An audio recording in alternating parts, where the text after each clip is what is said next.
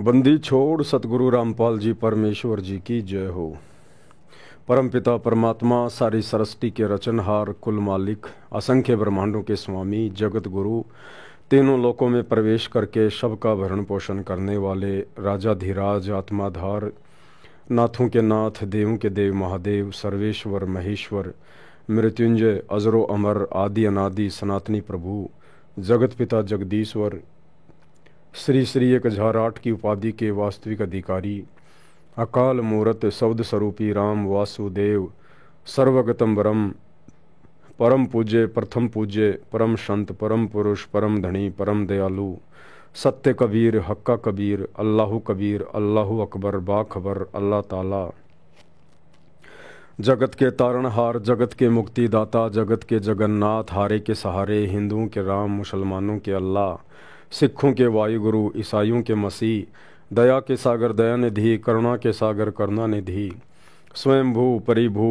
संकट मोचन, कष्टहरण, मंगल करण, दुख भंजन, अविगत कबीर, निर्विकार निर्विषम परमात्मा, अलय अलेख सतगुरु, आदि अनादि सतगुरु, असली मर्यादा पुरुषोत्तम, असली राम, असली कृष्ण, असली घनश्याम, असली मुरारी, राजाओं के राजा, महाराजाओं के महाराजा, शहंशाहों के शहंशाह, सम्राटों के सम्राट, भगवानों के भगवान, अल्लाहों के अल्लाह, प्रभुओं के प्रभु, मसीहाओं के मसीह, सच्चे वाहिगुरु, बाबाओं के बाबा, पीरों के पीर, सेठों के सेठ, जगत सेठ, सावड़सा सेठ, सर्वगुण संपन्न, अनंत कोटि कलाओं के स्वामी, अनंत कोटि ब्रह्मांडों के नायक, योगियों में महायोगी, ध्यानियों में महाध्यानी, सिद्धों में परम सिद्ध, ज्ञानियों में तत्वज्ञानी, ब्रह्म ज्ञानी, महाज्ञानी, परम ज्ञानी, सर्वश्रेष्ठ ज्ञानी, विज्ञानी, युवा कबीर, समृत कबीर, असमवात, अमित ओझा, सच्चे रहनुमा, करीम अल्लाह, सुभान अल्लाह, दुनिया के अंतिम पैगंबर, 8 सितंबर 1951 से गांव धनाना, जिला सोनीपत, हरियाणा, गांव धनाना, जिला सोनीपत, हरियाणा, भारतवर्ष की पावन भूमि पे प्रकट रियल कल की भगवान, श्री नारायण साकार हरि, श्री बाबा साहेब, नूर अनंत परमात्मा, संत श्रोमणी सतगुरु रामपाल जी परमेश्वर जी के चरण कमल में साध संगति से जुड़े हुए देश विदेश से आप और हम सभी सत्सेवक भाई बहनों का अनंत कोटि दंडवत प्रणाम। सत्साई भाई और बहनों, दया परम पिता परमेश्वर जी की, सारी सृष्टि के सर्जनहार, सारी सृष्टि के मालिक सतगुरु रामपाल जी भगवान की, जिनके विशेष आशीर्वाद से आप और हम सभी सत्सेवक भाई बहन साथ संगति से जुड़कर भक्ति मार्ग पर निरंतर मर्यादाओं में रहते हुए मोक्ष प्राप्ति के लिए आगे बढ़ रहे हैं। भाई और बहनों, गुरुदेव भगवान के विशेष आशीर्वाद से, उन्हीं के मुख कमल से उच्चारित विशेष संदेश जो वर्तमान में उनकी लीला के तहत, उनके मिशन के तहत हिसार जेल से बैठकर बाहर अपने बच्चों के लिए भेजे जा रहे हैं, जो विशेष संदेश विशेष आत्माओं सत्सेवकों के दिलो दिमाग में गंभीरता से बैठे हुए हैं, जो हमारे विश्वास को दृढ़ता के साथ निरंतर आगे की ओर बढ़ा रहे हैं। तो विशेष संदेशों के ऊपर वीडियो बनाने की श्रृंखला जारी है। इसी श्रृंखला में विशेष संदेश नंबर 13 का आज ये पार्ट नंबर 2 है, जिसके ऊपर हम चर्चा करेंगे। भाई और बहनों, उससे पहले आपको बता दें कि पवित्र पुस्तक मुसलमान नहीं समझे ज्ञान कुरान, इस पुस्तक के ऊपर 26 मार्च 2025 से यानी परसों से रात्रि 8 बजे वीडियो शुरू हो जाएंगे। अब परमेश्वर ने पुस्तक लिखी है, अल्लाहु कबीर ने पुस्तक लिखी है, ये कोई सामान्य पुस्तक नहीं है।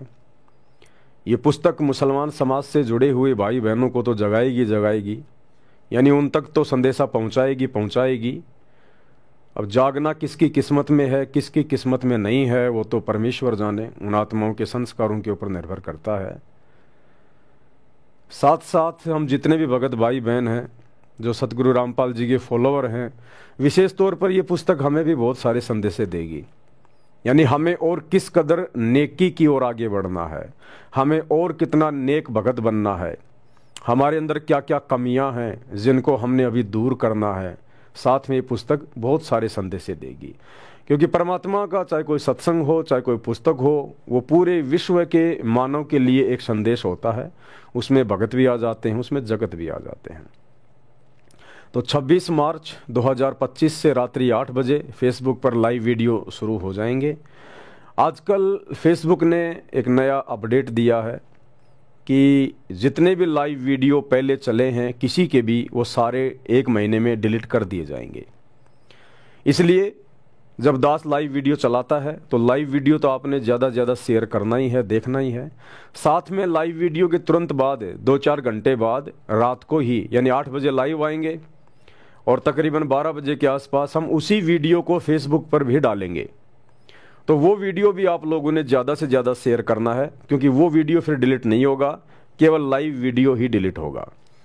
तो लाइव वीडियो के बाद में उसी वीडियो को जब दोबारा से फेसबुक पर पूरा का पूरा डाला जाएगा, उस वीडियो को आप ज़्यादा से ज़्यादा शेयर करें।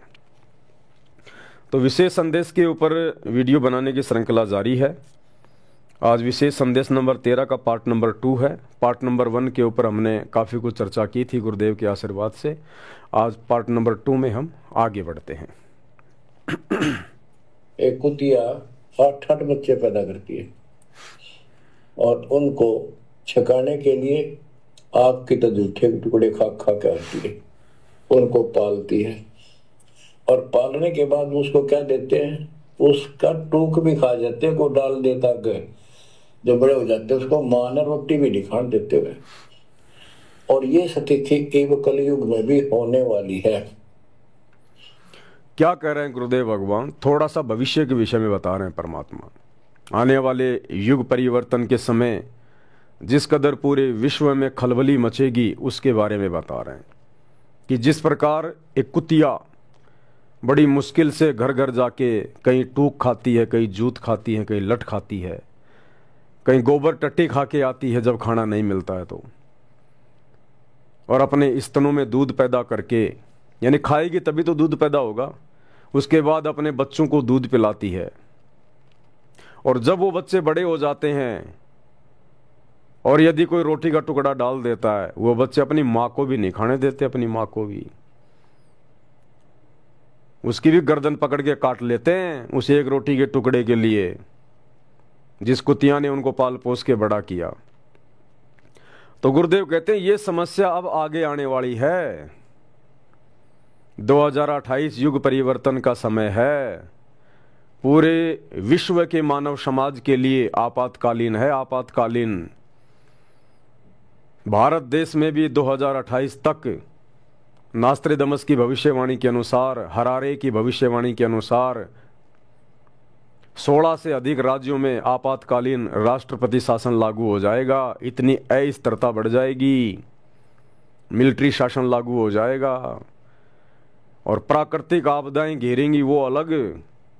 कहीं पर बाढ़, कहीं भूकंप, कभी अतिवृष्टि, कभी अनावृष्टि, महामारियां, युद्ध, गृह युद्ध, अकाल, भूखमरी। तो उस समय वही हाल होगा दुनिया का जो उस कुतिया का और उसके बच्चों का। एक एक रोटी के टुकड़े के लिए लोग तरसेंगे, लड़ेंगे, झगड़ेंगे। मां सोचे पहले मैं खा लूं मेरी जान बचे, बच्चे सोचेंगे पहले हम खा लें हमारी जान बचे। वो परिस्थितियां पैदा होंगी, अन्यथा ये अल्लाहु कबीर, अल्लाहु अकबर, सारी सृष्टि का मालिक जो दुनिया को समझाने के लिए आया हुआ है और दुनिया ने उसे नकार दिया ना पहचान कर, आज वो हिसार जेल में जाके बैठ गया आगे के समय के इंतज़ार में। तो दुनिया ने अपने पैर पर कुल्हाड़ी तो मारी ली है, भगवान के साथ में बेअदबी की है, कोई छोटी बात थोड़ी है।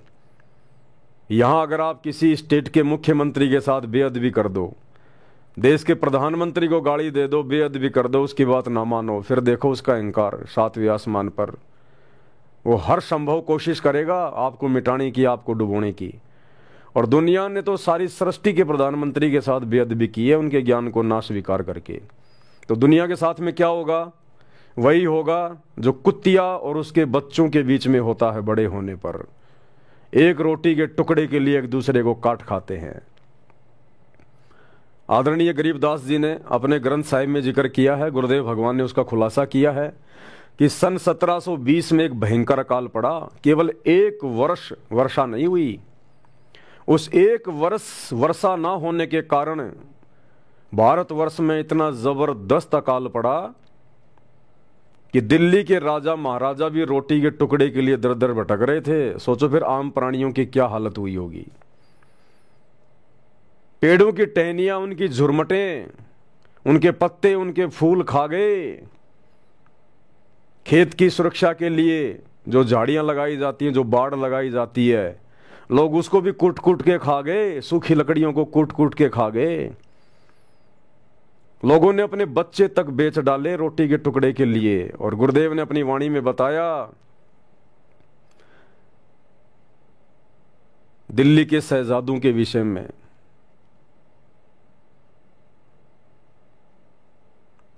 वाणी है, दास को ध्यान नहीं आ रही। शहजादे मांगत फिरें दिल्ली के उमराव, और जिन रोटी पाई नहीं जो खाते थे नान पुलाव। वो दिल्ली के बादशाह और उनके शहजादे, उनके बेटे बेटियां जो नान पुलाव खाया करते थे, 56 प्रकार के पकवान खाया करते थे, सन 1720 में उनको रोटी का टुकड़ा भी नसीब नहीं हुआ। तो कहते हैं वो शहजादे मांगत फिरें दिल्ली के उमराव, और उनको रोटी भी मिली नहीं जो खाते थे नान पुलाव। तो वो समय आने वाले समय में बहुत जल्द आने वाला है। ऐसा थोड़ी है दुनिया इसी प्रकार से चलती रहेगी, जनसंख्या बढ़ती रहेगी, गरीब बेचारा गरीब चक्की में फिसता रहेगा, अमीर गरीबों की छाती पे पैर रख के आगे बढ़ता रहेगा, चोर चोरी करते रहेंगे, डकैत डकैती करते रहेंगे, 2 नंबर के काम करने वाले 2 नंबर के काम कर रहे हैं। अरे भैया, परिणाम भी तो भोगोगे, रिजल्ट भी तो आना है। ये थोड़ी है कि बच्चों की पढ़ाई पढ़ाई होती रहेगी, परीक्षा नहीं होगी, रिजल्ट नहीं आएगा। तो पढ़ाई बहुत हो चुकी है, दुनिया ने बहुत अपने कर्म फोड़ लिए हैं, बहुत कुकर्म कर लिए हैं, बहुत मनमानियां कर ली हैं। अब उनका परिणाम, उनका रिजल्ट आएगा 2028 तक, जिसको युग परिवर्तन कहते हैं। तो उस समय वो स्थिति पैदा होने वाली है जो गुरुदेव भगवान ने बताई है, उस कुतिया का और उसके बच्चों का उदाहरण देके। और बचने का तरीका भी भाई और बहनों केवल गुरुदेव भगवान के पास है, किसी और के पास नहीं है। आज आपके पास चाहे 1000 क्विंटल गेहूं है, चाहे 1000 गैस सिलेंडर आपके घर में हैं, लेकिन 2028 युग परिवर्तन में भाई आपको भी उस दौर से गुजरना पड़ेगा। अगर आपके घर में अनाज की कमी नहीं आएगी तो दूसरी प्रकार की कोई कमी आएगी। पीने को पानी नहीं मिलेगा, सूखी रोटियां खा खा के कैसे जीवन जिएगा। और कोई प्रॉब्लम आ जाएगी, भयंकर बीमारी हो जाएगी, वायरस घुस जाएगा, फिर क्या करेगा? वो गेहूं बचाएगा? वो गैस सिलेंडर बचाएगा क्या? तो हर व्यक्ति को युग परिवर्तन के दौर से गुजरना पड़ेगा, अपने किए गए कुकृत्यों का परिणाम भोगना पड़ेगा। इसलिए तो कहते हैं भैया अच्छे कर्म करो, अच्छे कर्म करो, परमात्मा को प्रसन्न करो। और बचाव का तरीका केवल गुरुदेव की सत भक्ति, ये सच्ची इबादत जो अल्लाह कबीर सतगुरु रामपाल जी के पास है। ये स्वयं बाखबर है, तत्वदर्शी संत है, स्वयं अल्लाह कबीर है। ये स्वयं पृथ्वी पर आकर प्रकट होकर इंसानी रूप में, मानव रूप में अपना ज्ञान देता है, आगे का मार्ग बताता है। तो भैया जल्द से जल्द इनके सत्संग सुनना शुरू कर दीजिए यदि अपने और अपने परिवार का उस महाविनाश के दौर में बचाव चाहते हैं तो। अन्यथा ना आपको ये राजनीति बचाएगी, ना राजनेता बचाएंगे, ना आपकी धन दौलत बचाएगी, ना आपके रिश्तेदार बचाएंगे, ना आपका पद और रुतबा बचाएगा। सब धरे के धरे रह जाएंगे, धरे के धरे। ऐसे अकाल बहुत आ चुके हैं, इतिहास गवाह है। राजाओं को भी हाथ में कटोरा लेके मांगना पड़ा है। तो जो लोग अभी तक सतगुरु की शरण में नहीं है, सत्संग नहीं सुन रहे हैं, उन लोगों को सत्संग सुनने शुरू कर देने चाहिए। और जो लोग सतगुरु की शरण में आ चुके हैं उनको चाहिए कि वो मर्यादा में रहें और बारंबार अपने बाखबर का, अपने मुर्शिद का, अपने सतगुरु का, अपने अल्लाह का, सतगुरु रामपाल जी भगवान का बारंबार धन्यवाद करते रहें कि ये परमेश्वर हम एक क्षण भी आपके चरणों से दूर ना हो जाएं। हमारे मन में सुई की नोक जितना भी दोष आपके प्रति और भक्ति के प्रति ना जाए। हमारे ऊपर इतनी दया रखना हे दयालु परमात्मा। और जो भक्ति विधि, जो सच्ची इबादत, जो असली निमाज केवल सतगुरु रामपाल जी के भगत करते हैं। बाकी दुनिया का कोई मुसलमान सच्ची निमाज नहीं करता। मुसलमानों को जो नमाज प्राप्त है वो तो डुप्लीकेट अल्लाह से प्राप्त है, डुप्लीकेट अल्लाह से, शैतान से। ओरिजिनल नमाज यानी त्रिकाल संध्या जो वेदों में वर्णित है, क्योंकि वेद सनातनी ग्रंथ हैं, सबसे पुराने ग्रंथ हैं, वेद लाखों साल पहले लिखे गए थे। ये नमाज वाली जो कुरान शरीफ है ये तो अभी 1400 साल पहले हज़रत मोहम्मद के ऊपर नाजिल हुई थी। ये इंजल ये तो ईसा मसीह के ऊपर नाजिल हुई थी। ये जबूर ये तो हज़रत दाऊद के ऊपर नाजिल हुई थी। तौरात ये तो हज़रत मूसा के ऊपर नाजिल हुई थी। और वेद सतयुग में दे दिए गए थे, आज से 40 लाख साल पहले ही दे दिए गए थे वेद। तो वेद सनातनी ग्रंथ हैं, सबसे पुराने ग्रंथ हैं। और त्रिकाल संध्या वास्तविक जो संध्या है, जो नमाज है, नमाज का मतलब होता है आरती स्तुति करना, प्रार्थना करना। मुसलमान नमाज कहते हैं, हिंदू आरती कह देते हैं। हम भगत भाई बहन जो सदगुरु रामपाल जी के भगत हैं, हम उसको नित्य नियम कह देते हैं। नमाज का अर्थ होता है भगवान तक अपनी स्तुति, अपनी अर्ज, अपनी प्रार्थना पहुंचाना। तो वर्तमान में मुसलमान जो नमाज कर रहे हैं वो तो वास्तव में नमाज भी नहीं है, उसमें तो आदेश दिए जा रहे हैं, ए हजरत तू ऐसा कर, तू ये कर, तू वो कर। नमाज कौन कर रहा है, स्तुति कौन कर रहा है, वो तो आदेश दिए जा रहे हैं। तो वास्तव में नमाज क्या है, ये सतगुरु रामपाल जी की शरण में आने के बाद आपको मिलेगी। सुबह का नित्य नियम ओरिजिनल नमाज, दोपहर की रमेणी ओरिजिनल नमाज, शाम की संध्या आरती ओरिजिनल नमाज। तो गुरुदेव भगवान ने हमें जो ओरिजिनल नमाज दी है और जो पांचों यज्ञ हमें दिए हैं, हमने मर्यादाओं में रहकर प्रत्येक को जैसा गुरुदेव ने बताया वैसा ही हमने करना है। और मर्यादा ना टूटे हमारी, अब इस बात का हमने विशेष तौर पर ख्याल रखना पड़ेगा, क्योंकि मर्यादा नहीं है तो भक्ति नहीं। आप कितना नमाज कर लो, कितना अपना पांचों यज्ञ कर लो, कितने सत्संग सुन लो, कितना सुमरण कर लो, अगर आपके पास मर्यादा नहीं है, आप मर्यादा में नहीं रहे, मर्यादा आपने तोड़ दी, गुरु का वचन तोड़ दिया, तो आपके संस्कार ही आपको बचाएंगे। अगर संस्कार मजबूत होंगे तो आप बचोगे, और संस्कार कमजोर होंगे, इधर आपने मर्यादा तोड़ दी, तो आपका बचाव उस विनाश के समय में नहीं होगा। तो इन बातों का हम सभी भगत भाई बहनों ने बहुत विशेष तौर पर ध्यान रखना है। माँ बाप की कोई कदर नहीं करता, लगभग हो चुकी है। तो ये हो क्या रहा है, एक लेवा एक देवा दुत्तम कोई किसी का पिता नहीं पुत्तम, ऋण संबंध जुड़ा एक ठाटा, अंश में सब 12 बटा। आज मर जाएंगे हम, कौन बेटा साथ मरेगा, और कट्ठे मर भी गए कि एक्सीडेंट में, तो पता नहीं कौन कहाँ जन्म लेगा, कोई कहाँ जन्म लेगा। तो क्या सांग है, वो किस चीज के ऊपर आप आंख बंद करके बैठे हो, ये आंख खोलनी पड़ेगी। गुरुदेव भगवान हमें समझा रहे हैं, हमें बता रहे हैं जो सत्य है, जो हकीकत है।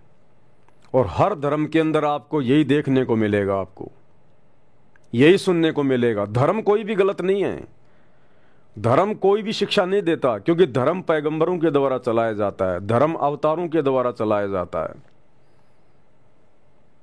धर्म एक संस्था होती है, धर्म के कुछ नियम होते हैं, कुछ कायदे होते हैं, कुछ मर्यादा होती है। लेकिन उन धर्मों को मानने वाले आगे चलकर उस धर्म का स्वरूप बिगाड़ देते हैं। जिन पैगंबरों ने, जिन नबियों ने, जिन रसूलों ने, जिन अवतारों ने, जिन महापुरुषों ने वो धर्म चलाए थे, उस समय उन्होंने अच्छी शिक्षाएं दी थी। अगर वर्तमान का इंसान, वो चाहे किसी भी धर्म से जुड़ा हुआ है, अगर उन महापुरुषों के नियमों के अनुसार चले तो यहाँ बहुत अच्छा वातावरण हो सकता है, बहुत अच्छा माहौल हो सकता है। लेकिन आगे चलकर 100, 200, 400, 5 साल बाद उन महापुरुषों के जाने के बाद धर्म का स्वरूप बिगड़ जाता है, कोई भी मर्यादा में नहीं रह पाता है, सारी मर्यादाओं की धज्जियां उड़ा दी जाती हैं और उस धर्म का स्वरूप बिगाड़ दिया जाता है।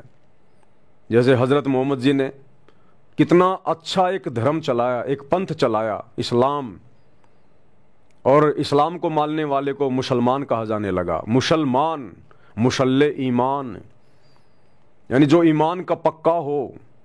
कौन सा ईमान? जो शिक्षा हजरत मोहम्मद जी ने इस्लाम धर्म में लागू की थी कि मांस को छूना भी नहीं, किसी जीव की हत्या नहीं करनी, मांस भक्षण नहीं करना, ये तो राक्षसों का भोजन है।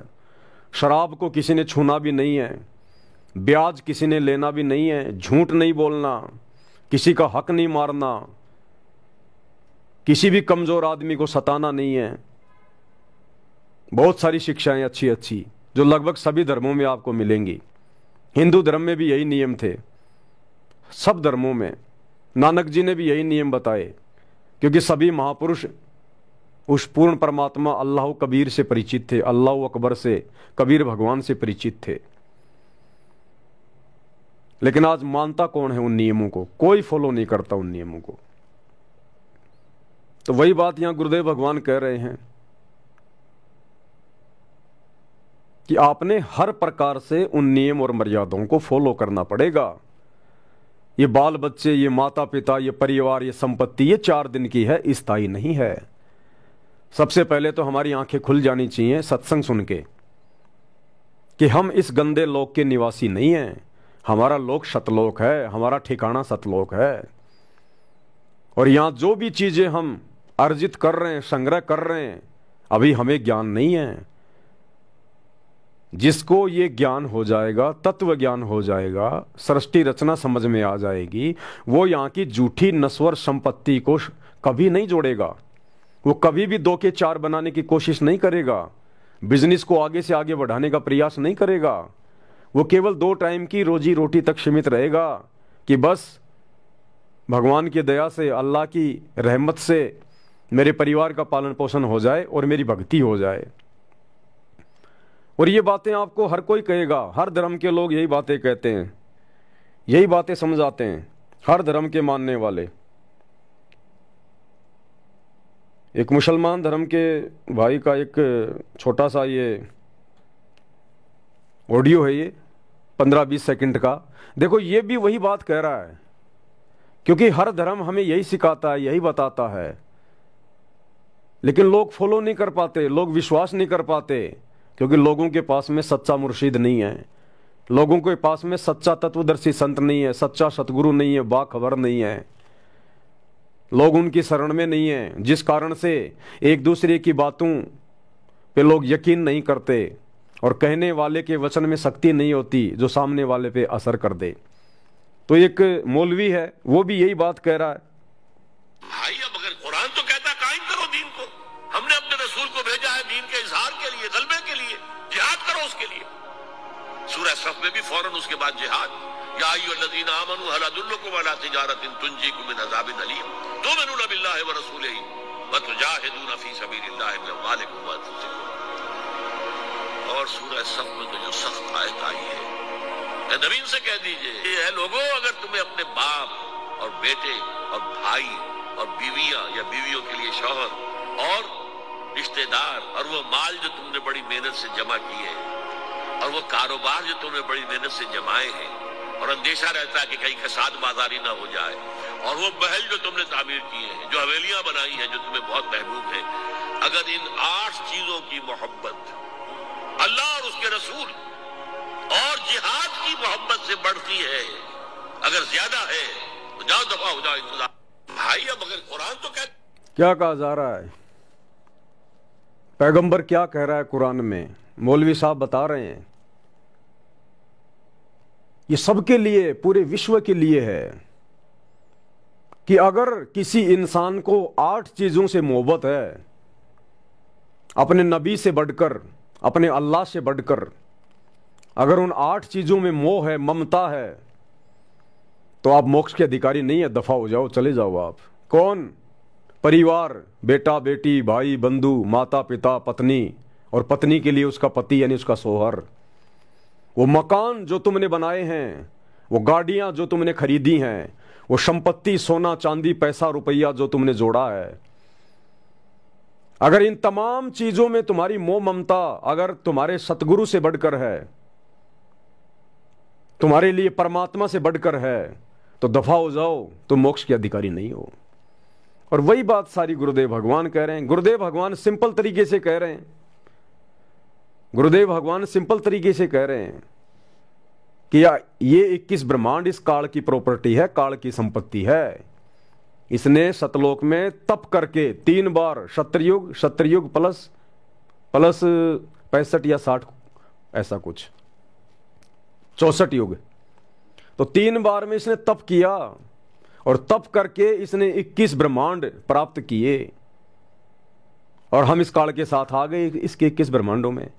अब ये प्रॉपर्टी हमारी नहीं है, ये काल ने तपस्या करके परमात्मा से प्राप्त कर रखी है। और ये सबको पता है कि जो हम जोड़ रहे हैं, जो हम इकट्ठा कर रहे हैं, इकट्ठा करके फिर हम इन पत्थरों में पैसा लगा देते हैं। गुरुदेव ने मकान बनाने से मना नहीं किया, लेकिन आवश्यकता के अनुसार बनाओ, उसको दिखावे के रूप में मत बनाओ।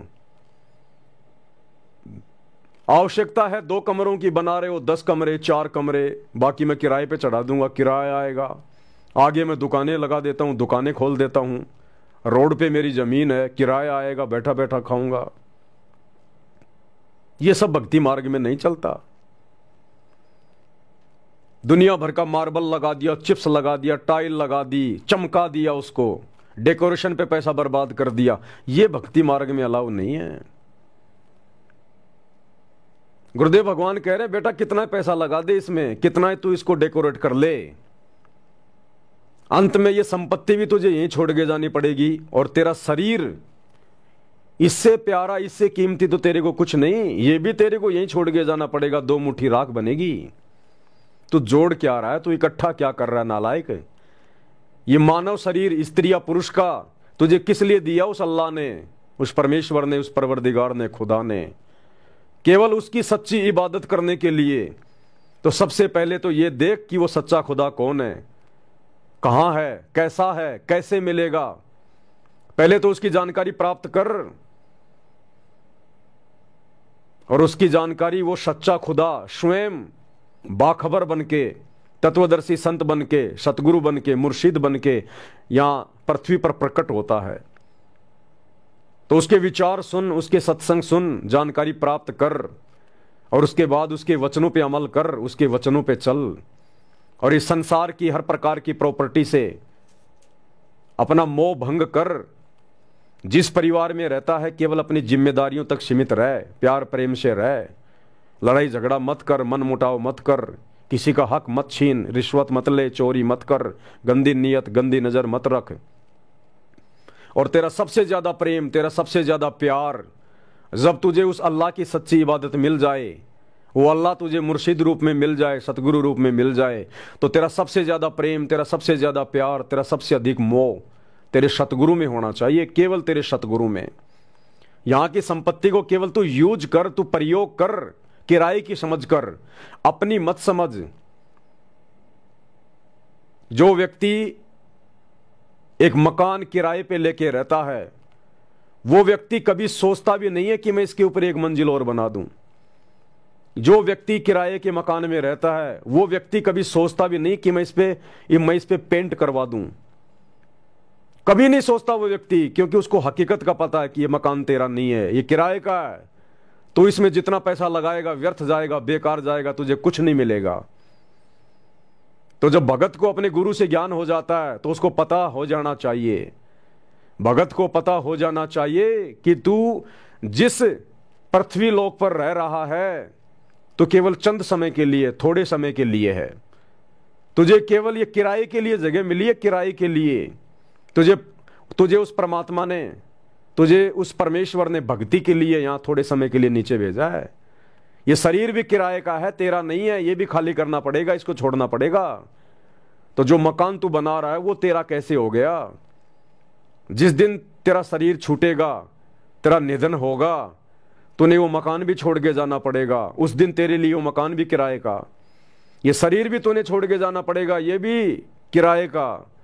वो संपत्ति जो तूने जोड़ी है, दिन रात एक कर दिए, लोगों का हक मार लिया, रिश्वत ले ली, पाप कर्म बढ़ा लिए, दुनिया का जहर इकट्ठा कर लिया, ये सब तुझे छोड़ के जाने पड़ेंगे। और उस परमात्मा से तेरी मुलाकात होगी, उस परमात्मा के दरबार में जाना पड़ेगा, दूसरा कोई रास्ता नहीं है। और वहां तेरे तमाम कर्मों का, कुकर्मों का, तेरी नेकी का वहां हिसाब होगा, तुझे जवाब देना पड़ेगा। उस परमात्मा से तेरी मुलाकात होगी, तेरी भेंट होगी। तो उस दिन से डर, उस दिन का खौफ अपने अंदर लेकर आ, उस दिन का भय तुझे हमेशा रहना चाहिए कि शरीर छोड़ने के बाद मेरे परमात्मा से मेरी भेंट होगी, मेरी मुलाकात होगी, मैं क्या जवाब दूंगा? जब परमात्मा मुझसे कहेगा कि ए नादान, तेरे को ये मनुष्य शरीर स्त्री या पुरुष का सच्ची इबादत करने के लिए दिया था, परमात्मा की भक्ति करने के लिए दिया था, क्या तूने सच्चे सतगुरु की तलाश करी? क्या तूने बाखबर की मुर्शिद की तलाश करी?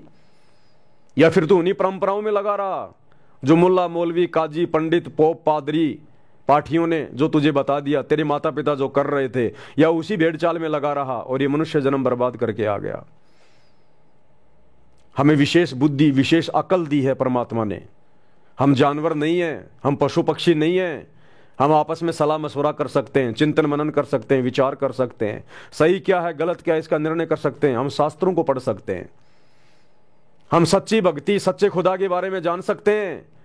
अन्य पशु पक्षियों को ये छूट नहीं है, इतनी बुद्धि उनके अंदर नहीं है।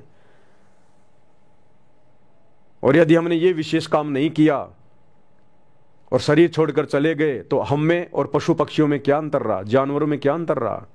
वो जानवर भी आए, पैदा हुए, बड़े हुए, फिर उन्होंने लोगों को पैदा करना शुरू किया, उनके पालन पोषण में लगे रहे, अंत में मर गए। और वही काम एक इंसान करता है, आया, पैदा हुआ, बड़ा हुआ, फिर वो पैदा करने लग गया, खाया पिया, बच्चों का पालन पोषण किया, मोह ममता में पड़ा रहा और अंत में वो भी मर गया। तो फिर इंसान में और जानवर में भला क्या अंतर?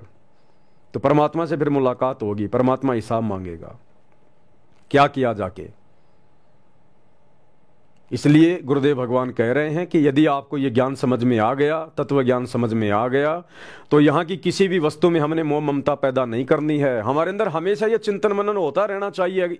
अगर हम भगत हैं और हमारी भक्ति सही चल रही है तो हमारे अंदर दिन में 1 बार 2 बार जरूर ये चिंतन होना चाहिए कि ये पैसा मेरा नहीं है, ये प्रॉपर्टी मेरी नहीं है, मैं आवश्यकता से ज़्यादा ना कमाऊं, आवश्यकता से ज़्यादा इसका संग्रह ना करूं।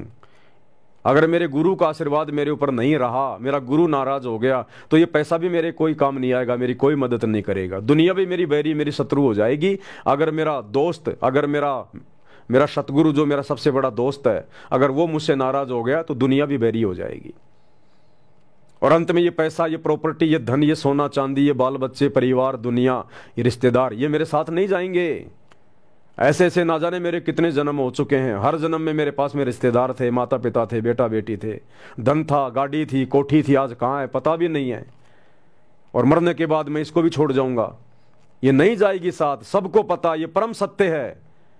लेकिन फिर भी लोग चिंतन मनन नहीं करते, विचार नहीं करते। क्यों नहीं करते? क्योंकि वो अभी सच्चे बाखबर की शरण में नहीं है, सच्चे गुरु की शरण में नहीं है, तत्वदर्शी संत की शरण में नहीं है, जो उन आत्माओं में चिंतन मनन करने की शक्ति डाल सके।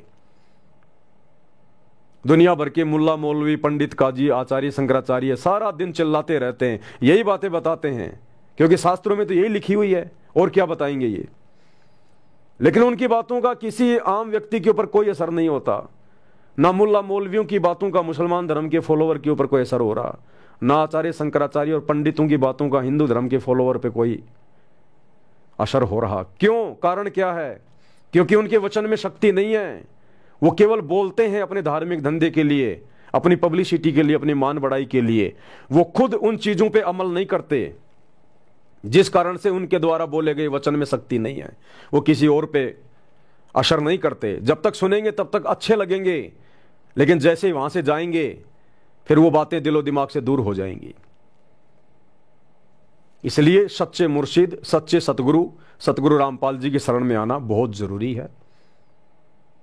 ये परमात्मा सबके लिए आता है, क्योंकि ये सभी का पिता है। ये मुसलमानों का भी पिता है, हिंदुओं का भी पिता है, जैनियों का, सिखों का, ईसाइयों का, सभी का पिता है, क्योंकि ये सच्चा खुदा है। इस परमात्मा ने कोई धर्म नहीं बनाया, कोई जातियां नहीं बनाई, इसने कोई संप्रदाय नहीं बनाए। इसने हमारे को मनुष्य बना के भेजा था, इंसान। इसने मुसलमान बना के नहीं भेजा, इसने ईसाई या हिंदू बना के नहीं भेजा, इसने इंसान बना के भेजा। इंसान, ये धर्म तो हम बना बैठे, धर्म के ठेकेदार बना बैठे अपने स्वार्थ के लिए। तो परमेश्वर सबके लिए आता है। परमेश्वर का, सच्चे सतगुरु का ज्ञान सबके लिए होता है। तो सभी धर्म के मानने वालों को सतगुरु रामपाल जी के प्रवचन सुनने चाहिए, और ये धर्म और जातियों की जो बेड़ियां, इनसे बाहर निकलना चाहिए। और 26 मार्च 2025 से मुसलमान नहीं समझे ज्ञान कुरान, इस पवित्र आसमानी पुस्तक के ऊपर वीडियो बनने शुरू हो जाएंगे। आप वो वीडियो देखिएगा, बहुत कुछ समझ में आएगा, बहुत कुछ। क्योंकि हमने नेक बंदा बनना है, हमने परमात्मा के सामने जाके खड़ा होना है। क्या जवाब देंगे? तो हमसे कोई गलती ना बन जाए, हमारी भक्ति में, हमारी सच्ची इबादत में कोई कमी ना रह जाए। और मुसलमान धर्म के लोग क्या सच्ची इबादत करेंगे जब उनको सच्चे खुदा का ही नहीं पता कि सच्चा खुदा कौन है? किसी को नहीं पता, पूरे विश्व के मुसलमानों को नहीं पता कि खुदा कौन है। वो कहते हैं खुदा कभी इंसान रूप में आता ही नहीं, खुदा तो निराकार है, खुदा तो बेचून है, खुदा दिखाई नहीं देता। अरे फिर देखा किसने? फिर तुम ये कैसे दावा कर रहे हो कि वो खुदा है जिसको देखा नहीं किसी ने, जो कभी धरती पे आया नहीं? फिर तुम कैसे कह सकते हो कि वो खुदा है? हवा हवाई बात है। और वो खुदा इतना डरपोक क्यों भाई?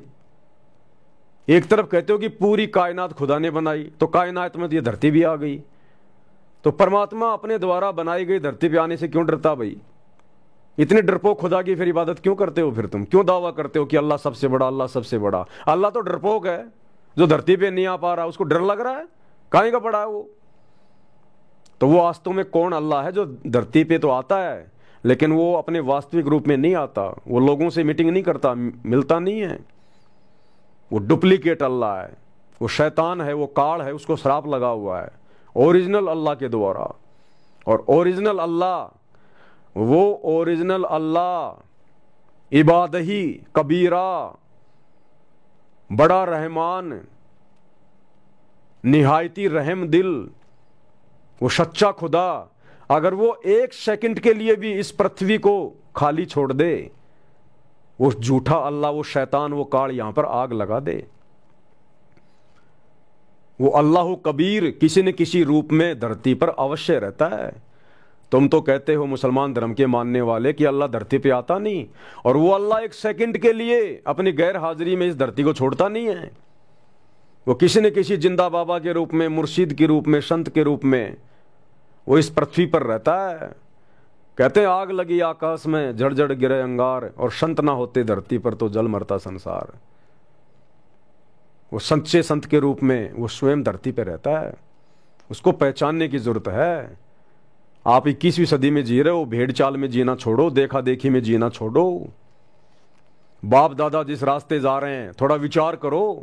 वो तो बेचारे अनपढ़ थे, वो तो बेचारे शास्त्रों से परिचित नहीं थे, अनपढ़ थे, उस समय शिक्षा नहीं थी। उनको जैसा मुल्ला मौलवियों ने, पंडितों ने, आचार्य शंकराचार्यों ने, धर्मगुरु ने जैसा कह दिया, बेचारे उसी तरफ मुड़ गए। अरे आप तो शिक्षित हो, धर्मशास्त्रों को पढ़ो, क्या लिखा हुआ है। आप तो कम से कम अपने शास्त्रों के अनुसार आचरण करो, भक्ति करो, इबादत करो, और माँ बाप वाली भेड़ चाल में ना चलो। बहुत सारी भेड़ और बकरियां एक लाइन में जा रही थी, बीच में से एक मेमने ने सोचा ये क्या हो रहा है, सभी एक लाइन में चल रहे हैं।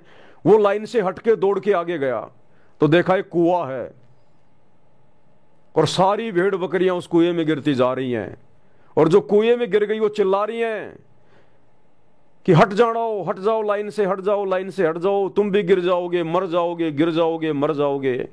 वो मेमना दौड़ के वापस आया जहां लाइन में लगा हुआ था, अपने माता पिता को बोला कि लाइन से हट जाओ, लाइन से हट जाओ, आगे तो गहरा कुआं, वो अंदर गिर रहे हैं, मर रहे हैं। और माता पिता कह रहे हैं नादान बच्चे, ये देख तेरे दादा परदादा, तेरे पूर्वज सब इसी लाइन से तो जा रहे हैं, लग जा तू भी लाइन में। तो भाई और बहनों, वो बाप दादा वो बेचारे अनपढ़ थे, नादान थे, शास्त्रों से परिचित थे, उनको सच्चा सदगुरु प्राप्त नहीं था, उनको कोई सच्ची राह दिखाने वाला नहीं था, सच्चे खुदा के बारे में बताने वाला नहीं था, इसलिए वो अपना जीवन बर्बाद कर गए देखा देखी में, भेड़ चाल में, मुल्ला मौलवियों के कहने से, पंडितों के कहने से। आप तो कम से कम शिक्षित हो, 21वीं पीढ़ी में जी रहे हो, हर धर्म की पुस्तकें आपके सामने हैं, हर भाषा में उनका अनुवाद है, उनका तजुर्मा है। आप क्यों भेड़ चाल में चल रहे हो? आप तो कम से कम उस मेमने की तरह थोड़ा विचार करो।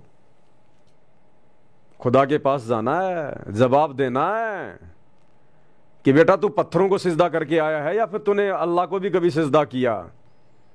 मुसलमान धर्म में कहते हैं ना कि हम तो केवल एक सच्चे खुदा की इबादत करते हैं, हम सच्चे खुदा को सिजदा करते हैं, दंडवत करते हैं, प्रणाम करते हैं। ये हवाई बातें, हवाई बातें, ये बातें केवल मुसलमान समाज की जुबान पे हैं, अंदर से मुसलमान काफिर है, काफिर। अरे कुरान शरीफ में लिखा हुआ है कि वो सबसे बड़ा शिरक, वो सबसे बड़ा शिरक है, यानी अपराध है, जुल्म है। जो अल्लाह के अलावा किसी और के सामने सिजदा करता है, दंडवत करता है, झुकता है। लेकिन आज पूरा मुसलमान समाज क्या कर रहा है? सबसे बड़ा शिरक कर रहा है, काफिर बन बैठा है। बात करते हैं अल्लाह की, अल्लाह को तो तुम जानते भी नहीं, अल्लाह है कौन, कैसा है, कहां रहता है, सिजदा क्या खाक करोगे तुम उसके सामने? और उसके बावजूद फिर कहां कहां जाते हो सिजदा करने? अजमेर मोइनुद्दीन चिश्ती की दरगाह पे क्या है? वो अल्लाह है क्या? उसकी वो बनी हुई है वहां पर, क्या बोलते हैं उसको, उसकी दरगाह है वहां पे, उसकी मजार है वहां पे जहां उसको दफनाया गया था। वो पत्थर का टुकड़ा है वो, उसके सामने जाके तुम सिजदा करते हो, तो तुम तो पत्थर पूज रहे हो। अल्लाह का तो तुम्हें पता ही नहीं अल्लाह है कहां। अरे तुम कहते हो अल्लाह तो धरती पे आता नहीं, तो अजमेर की दरगाह में तो अल्लाह है ही नहीं, क्योंकि अल्लाह तो कभी धरती पे आता नहीं। फिर उस पत्थर की टुकड़ी के सामने सिजदा क्यों कर रहे हो? क्या यह पत्थर पूजना नहीं है क्या? तुम हिंदुओं से कम हो क्या? हिंदू मंदिरों में जाके पत्थरों के आगे सिजदा करते हैं, तुम इन मजारों के आगे जाके सिजदा करते हो। अलीगढ़ की दरगाह में जाके क्या करते हो? अल्लाह बैठा है। अल्लाह तो धरती पे आता नहीं तुम्हारे अनुसार, अल्लाह तो इंसानी रूप में आता नहीं। तो अलीगढ़ की दरगाह किसकी है? किसी इंसान की तो थी, कोई पैगंबर था, कोई रसूल था, कोई नबी था, वो कौन था? इंसान ही तो था। तो उसकी दरगाह पे जाके क्यों चादर चढ़ा रहे हो, क्यों सिजदा कर रहे हो? वो अल्लाह है क्या? तो क्या कर रहे हो तुम? पत्थर पुजारी, पत्थरों की पूजा कर रहे हो। मेहरौली की दरगाह दिल्ली, क्या कर रहे हो तुम? वहां पर पत्थरों की पूजा कर रहे हो। मक्का मदीना जाते हो, हज करने जाते हो, क्या करने जाते हो? वहां पर पत्थर पूजने जाते हो। अल्लाह बैठा उसमें, अल्लाह तो आता नहीं तुम्हारे अनुसार धरती पे। तो अल्लाह ने तो कभी तुम्हारी मक्का मदीना में पैर रखा ही नहीं। फिर तुम किसको जाके सजदा कर रहे हो वहां पर? किन पत्थरों को चूम रहे हो तुम? इंसानी पत्थरों को, जिनकी मजारें बनी हुई हैं। तो सबसे बड़ा शिरक तो मुसलमान खुद कर रहा है और दूसरों को कह रहा है कि दूसरे काफिर हैं, हम तो केवल अल्लाह की इबादत करते हैं। अल्लाह के तो तुम्हें एक बाल की जानकारी भी नहीं, एक बाल की भी। अल्लाह की जानकारी देने अल्लाह खुद आता है धरती पे, वरना आग लग जाए यहां पर अगर अल्लाह ना आए तो यहां पर। लेकिन आप लोग भेड़ बकरी की तरह सिर्फ देखा देखी में चल रहे हो, आंखों पे काली पट्टी बांध के। हर धर्म के मानने वालों की यही हालत है, यही हालत है। सबके सब काफिर हैं, सबके सब काफिर।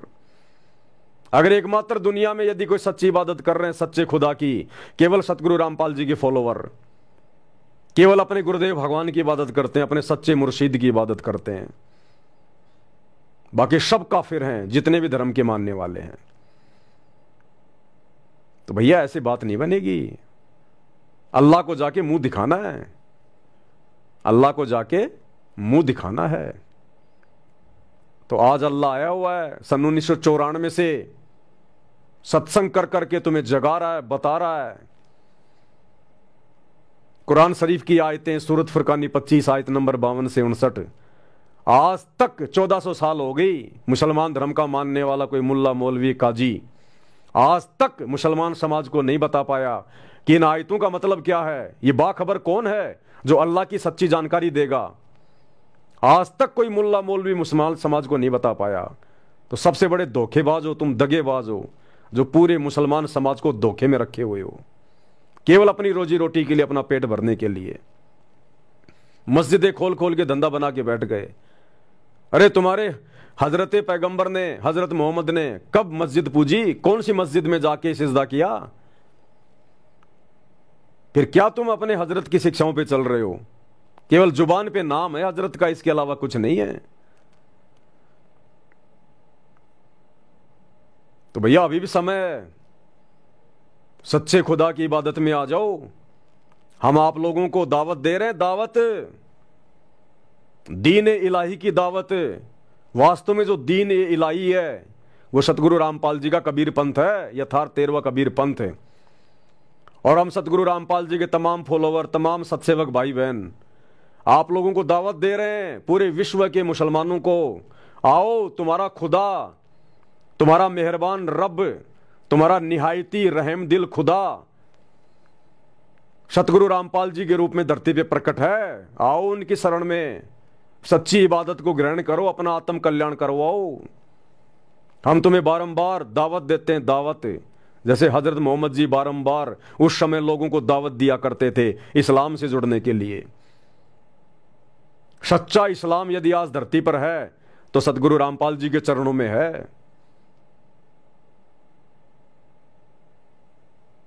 ये मौका तुम्हें बार बार नहीं मिलेगा, दोबारा नहीं मिलेगा। ये मनुष्य जन्म केवल इसीलिए मिला है। विनती कर सकते हैं, प्रार्थना कर सकते हैं, बाकी तो भाई परमात्मा कहते हैं सकल पदार्थ है जगमाही, कर्महीन नर पावत नाई। जिनके भाग ही फूटे हुए हैं, जिनको अगले जन्मों में जाना ही दो जग की आग में है, जिनको 84 में जाना है, गधे कुत्ते सुअर बनना है, वो इन बातों को नहीं समझ पाएंगे, वो विचार नहीं करेंगे, वो संत रामपाल जी के सत्संग नहीं सुनेंगे। वो तो केवल अपनी उन्हीं परंपराओं के ऊपर आरूढ़ रहेंगे कि जीना यही, मरना यही, सड़ना यही, और फिर गधे कुत्ते बनकर लोगों की लठ खाना यही। उनका तो फिर वही हाल होगा। लल्लो पत्तों का ज्ञान बतेरा दे लिया, अब खरी खरी कहूंगा। और इनको तो सहन कर गया उसका बेड़ा पार है। और जिसके अंदर दोष होगा वो या तो ठीक हो जाएगा ना छोड़ जाएगा इस विषय को। हम नहीं सकेंगे।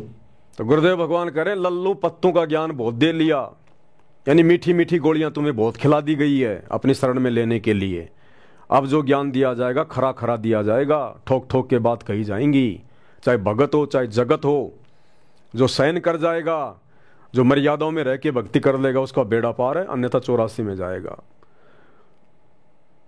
तो खरी खरी बातें गुरुदेव ने कहनी शुरू कर दी हैं। इन विशेष संदेशों में परमात्मा खरी खरी बातें कह रहे हैं। ऊपर से इस दास को खड़ा करके परमात्मा खरी खरी बातें कहलवा रहे हैं, खरी खरी बातें। और ये खरी खरी बातें सुने बिना हम लोग आगे नहीं बढ़ पाएंगे। बुखार के रोगी को अगर मीठी मीठी गोलियां खिलाओगे कभी बुखार ठीक नहीं होगा। उसको तो कुनीन की दवाई खिलानी पड़ेगी, कुनीन की गोलियां, कड़वी कड़वी गोलियां खिलानी पड़ेंगी, तब जाके बुखार ठीक होगा। तो ये मुल्ला मौलवी पंडित आचार्य शंकराचार्य हर धर्म के ठेकेदार ये केवल मीठी मीठी गोलियां खिला रहे हैं, केवल मीठी मीठी गोलियां। भागवत करेंगे, सुदामा श्री कृष्ण जी की कहानियां बताएंगे, पीछे पीछे मीठा मीठा म्यूजिक चलेगा। कथा समाप्त हो गई, दान पेटी में पैसा डालो जाओ। राम और भिलनी की कथा सुनाएंगे, आचरण ना उन भक्तों का ना उस कथावाचक का। दान पेटी भरो जाओ अपने घर पे। अब खरी खरी बातें सदगुरु रामपाल जी के द्वारा सन 1994 से सुनाई जा रही हैं कि भैया तुम्हें जन्म और मरण का कैंसर का रोग लगा हुआ है। असंख्य जन्म हो गए तुम्हें जन्मते और मरते हुए, गधे कुत्ते सुअर बनते हुए। इन्हीं रामकृष्ण की भक्ति करते करते, इन पैगंबरों की इबादत करते करते, मस्जिदों को पूजते पूजते गधे कुत्ते सुअर बन के फिर रहे हैं तुम्हारे पूर्वज। ये पैगंबर, ये रसूल, ये नबी, ये अवतार, ये ब्रह्मा विष्णु महेश, ये सब गधे कुत्ते सुअर बनते हैं। 84 लाख योनियों में जाना पड़ता है इनको, क्योंकि इनकी इबादत भी सच्ची इबादत नहीं है। ये सब शैतान के अधीन है। शैतान के अधीन है दुर्गा। दुर्गा शैतान की जो है वो पत्नी है। दुर्गा से मिलकर शैतान ने 3 बच्चे उत्पन्न किए, ब्रह्मा विष्णु महेश। ब्रह्मा विष्णु महेश के माध्यम से फिर ये नीचे की पूरी सृष्टि चल रही है, जिसमें हिंदू मुस्लिम सिख ईसाई सब लोग शामिल हैं। तो भैया सच्ची इबादत तो दुर्गा के पास भी नहीं है, ब्रह्मा विष्णु महेश के पास नहीं है, 33 करोड़ देवी देवताओं के पास नहीं है। फिर ये ब्रह्मा विष्णु महेश जो अपने पैगंबर भेजते हैं, जो अपने नबी भेजते हैं, रसूल भेजते हैं, अवतार भेजते हैं, इनके पास कहां से आएगी? जब ब्रह्मा विष्णु महेश के खुद के विषय में लिखा हुआ है श्रीमद् देवी भागवत महापुराण में 3रे स्कंद में, ये खुद स्वीकार कर रहे हैं कि हमारा तो आविर्भाव अर्थात जन्म और तिरोभाव अर्थात मृत्यु हुआ करती है। अपनी माता दुर्गा से कह रहे हैं श्री विष्णु जी कि हम तीनों देवता भी हम नित्य नहीं है, यानी अविनाशी नहीं है, हमारा भी जन्म मरण होता है।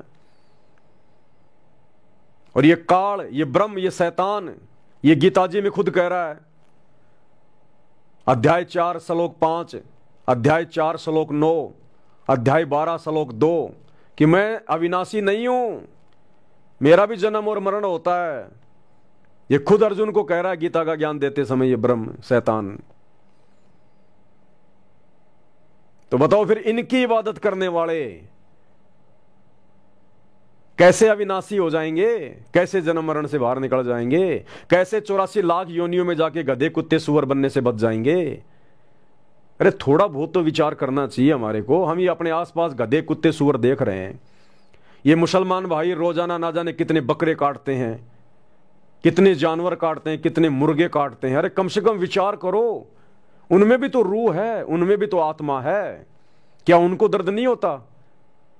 केवल शरीर का ही तो फर्क है, बाकी सब कुछ उनके अंदर है। इमोशन भी है, मोह ममता भी है, दर्द उनको भी होता है। तो वो इतना दुख क्यों उठा रही हैं, क्यों कट रहे हैं? वो हमारे पूर्वज ही हैं और कोई नहीं है। आप मुसलमानों के बाप दादा परदादा वही हैं, वो हिंदुओं के दादा परदादा सब वही हैं, जो सच्चे खुदा की सच्ची इबादत ना करके, सच्चे परमात्मा की सच्ची भक्ति ना करके और ब्रह्मा विष्णु महेश तक की भक्ति करके चले गए। इन पैगंबरों की, रसूलों की, अवतारों की, रामकृष्ण की भक्ति करके चले गए। आज हम जिनके श्राद्ध निकाल रहे हैं वो भूत बने फिर रहे हैं। जब भूत बनने का समय समाप्त होगा उसके बाद 84 लाख योनियों में गधे कुत्ते सुअर बनेंगे। वो दादा, वो बाप फिर उसी घर में गाय बन के आएगा, भैंस बन के आएगा, बैल बन के आएगा, ऊंट बन के आएगा, और वो बेटा लठ मार मार के खेतों में उससे हल जोत रहा है। आज आप जितने भी जीव हत्या कर रहे हैं, बकरे काट रहे हैं, मुर्गे काट रहे हैं, गाय काट रहे हैं, सुअर काट रहे हैं, कोई भी जानवर काट रहे हैं, आपने ये जन्म लेने पड़ेंगे उन जानवरों के। जितने जानवर आपने काटे उतनी बार आपको भी जानवर बन के कटना पड़ेगा। ये रूल है अल्लाह का। तुमने उस दरगाह का महल नहीं देखा, धर्मराज के तिल तिल का लेखा। ये भोगना पड़ेगा, बच नहीं सकते। इसलिए गुरुदेव भगवान कह रहे हैं कल को परमात्मा के दरबार में जाओगे, मुंह दिखाओगे, हिसाब देना पड़ेगा, अपने कर्मों का हिसाब देना पड़ेगा। ये मनुष्य जन्म केवल सच्चे खुदा की सच्ची इबादत के लिए मिला है। पहले कम से कम खुदा को तो पहचानो। अरे इबादत तो उसके बाद करोगे जब पहले तुम्हें खुदा का पता चलेगा। और पूरा मुसलमान समाज भ्रमित है कि खुदा दिखाई नहीं देता, खुदा निराकार है, खुदा धरती पे आता ही नहीं। फिर ये किसने कह दिया कि वो खुदा है?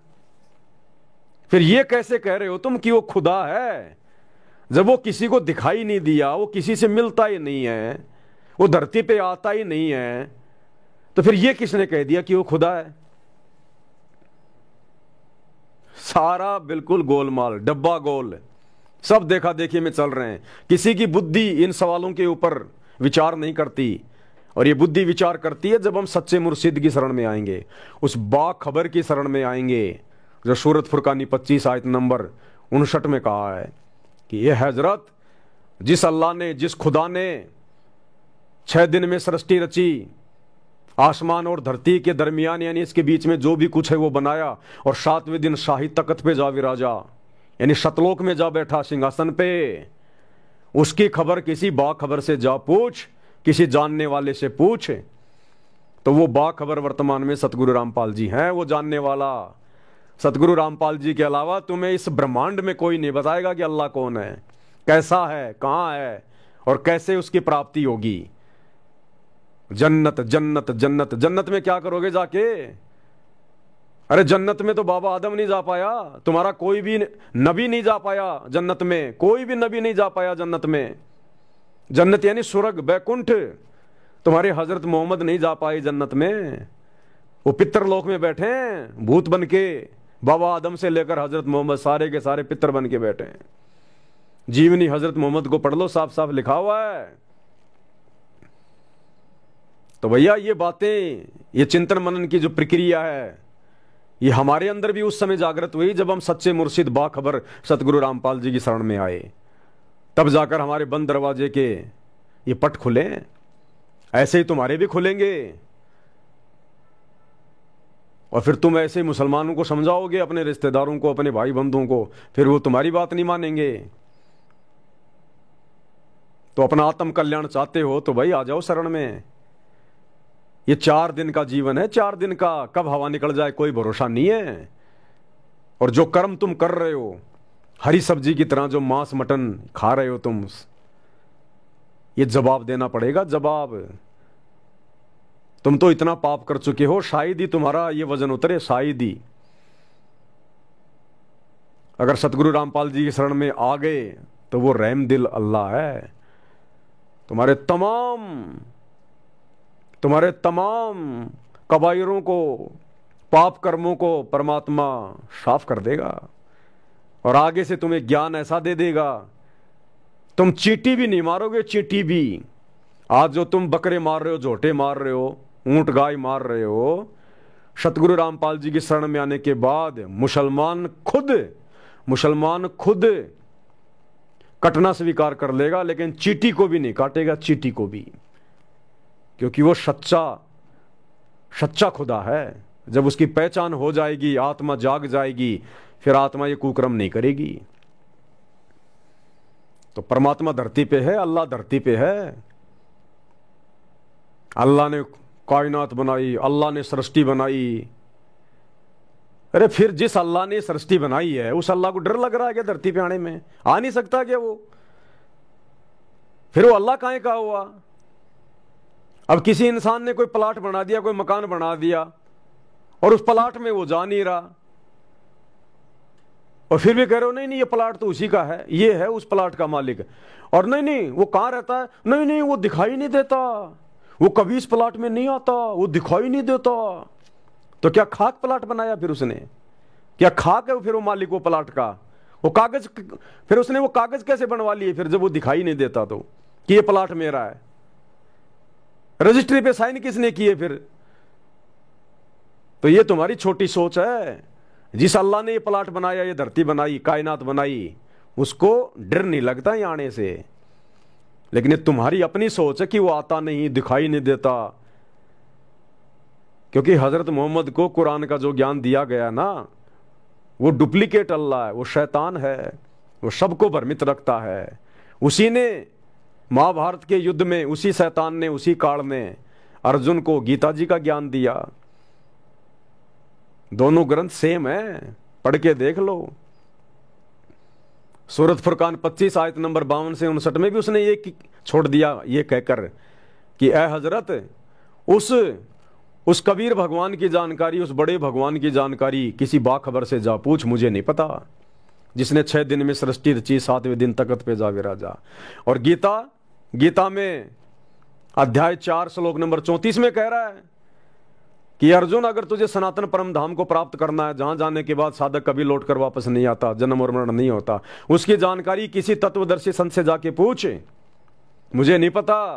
वो एक ही है अल्लाह, वो शैतान है, वो डुप्लीकेट अल्लाह जिसने कुरान का ज्ञान दिया, गीता का ज्ञान दिया, वो एक ही है वो। और ये भ्रमणा संत रामपाल जी के सत्संग सुनने से मिटेगी।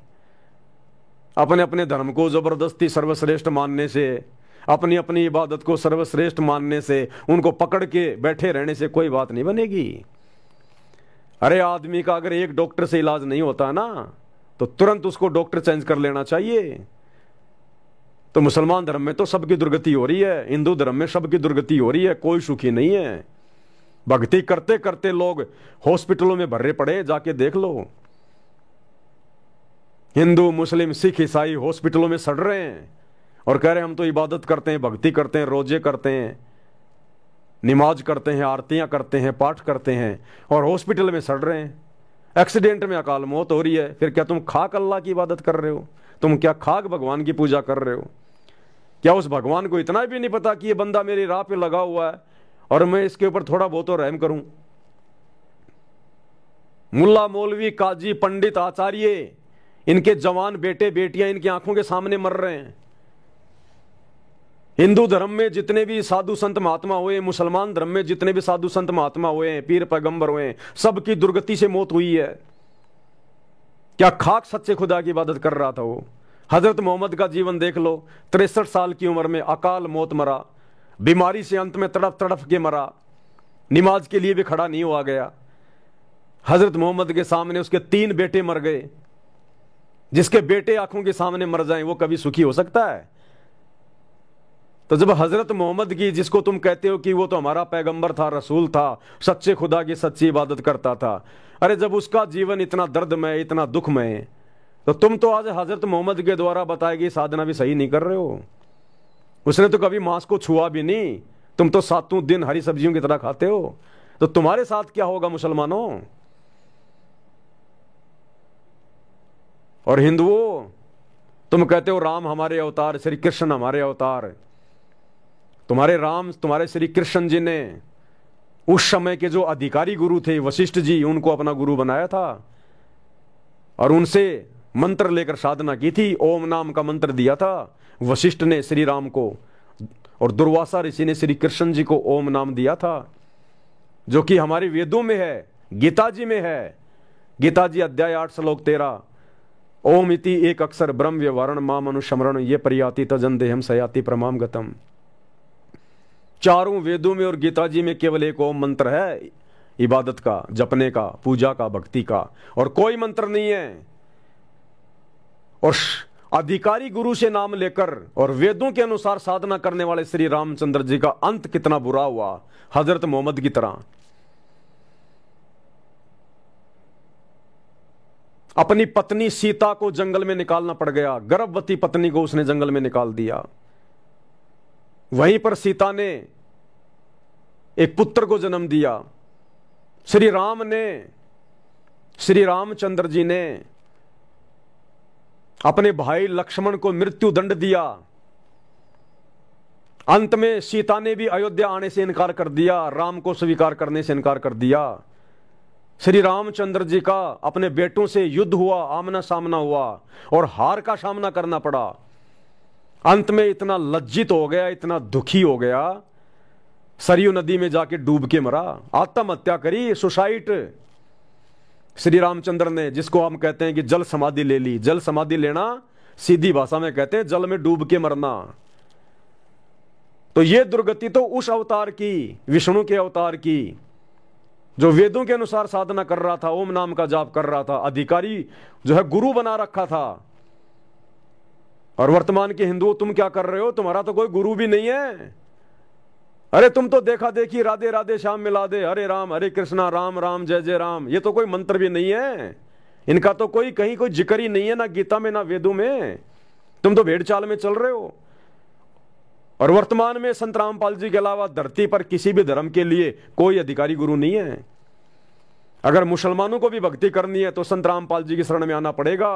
आज पूरी पृथ्वी पर इनके अलावा भक्ति करवाने का कोई अधिकारी गुरु नहीं है।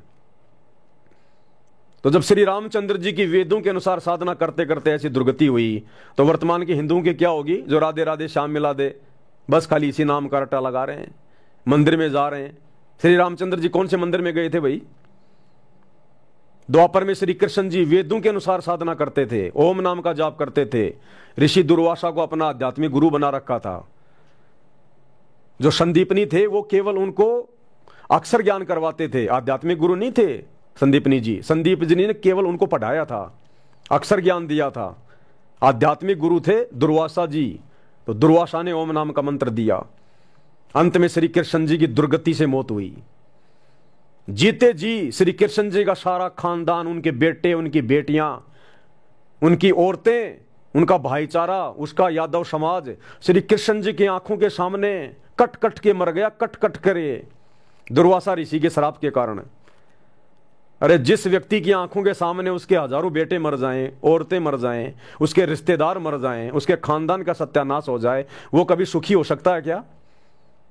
तो श्री कृष्ण जी के सामने पूरा खानदान कट कट के मर गया उसका। और अंत में बालिया नाम के शिकारी ने जहर लगा हुआ तीर श्री कृष्ण के पैर में मारा, तड़प तड़प के हाय हाय करके मरा। अरे तुम्हारा अवतार जो वेदों के अनुसार भक्ति करता था, अधिकारी गुरु बना रखा था, ओम नाम जपता था, राधे राधे नहीं जपता था, और उसकी दुर्गति से मौत हुई। तो वर्तमान में जो लोग देखा देखी में लगे हुए हैं, ना जिनके गुरु अधिकारी हैं, आप लोगों का क्या होगा? तो हर धर्म के, हर पैगंबरों की, रसूलों की, अवतारों की यही दुर्गति हुई है। क्यों? क्योंकि इन रसूलों को, इन पैगंबरों को, इन नबियों को, इन अवतारों को वो शैतान आके मिलता है। शैतान हजरत मोहम्मद को कुरान शरीफ का ज्ञान दिया, शैतान ने दिया, इसीलिए तो सामने नहीं आया। अल्लाह था तो सामने आता ना।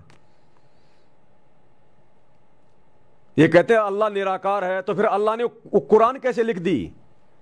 अल्लाह ने वो कुरान की आयतें कैसे लिख दी फिर? अरे हाथों से तो लिखी होंगी, मुंह से तो बोल के लिखी होंगी, मन में सोचा होगा।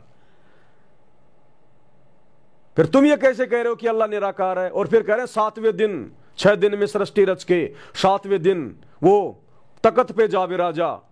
तो तख्त पे कौन बैठेगा? निराकार कभी तख्त पे बैठेगा क्या? अरे जो निराकार है, जो दिखाई नहीं देता, जिसका कोई आकार नहीं है, फिर उसके लिए तख्त की जरूरत क्या है? वो तो हवा में घूमता रहे फिर। अरे भैया, ये तख्त यानी ये कुर्सी, इस कुर्सी की जरूरत उसको पड़ेगी जो साकार होगा, दिखाई देता होगा। ये कुर्सी बैठने के लिए तो बनाई गई है, निराकार के लिए थोड़ी बनाई गई है। अब कोई कहे कि कुर्सी बनाइए इंसानों के लिए, और कोई भाई इंसान कैसा?